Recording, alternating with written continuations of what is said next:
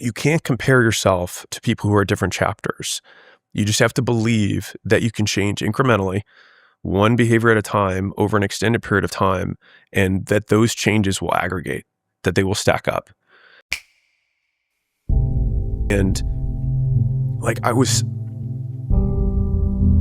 so driven by fear. I was so afraid of everything during that chapter. And so it was like other people's opinions.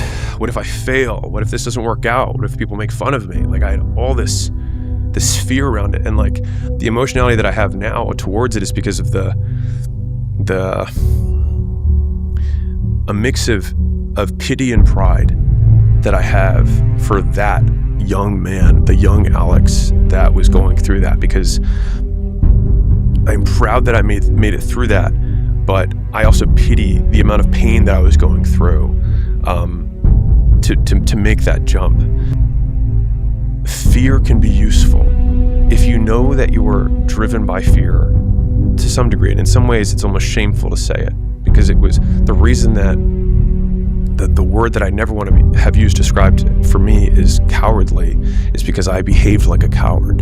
I was afraid of everything. I was afraid of failing. I was afraid of my dad's judgment. I was afraid of everything. And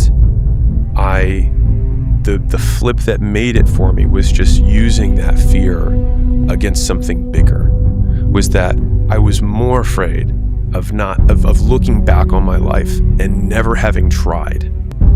And I knew that would be so empty, and I would be so filled with regret, and that I knew that I would beat myself up over it every single day as I got older, that existence was more terrifying to me than the practical consequences of me taking a step where I would fail. And it's very easy for me to say now to you or anyone who's listening, like, of course the downside's not that big, you'll just sleep on a friend's couch, whatever. But at the time for me, it was everything. And it was all of the status that I had spent all of my time trying to accumulate. I was president of this, president of that, I'd done all the good grades, I had a good job on paper.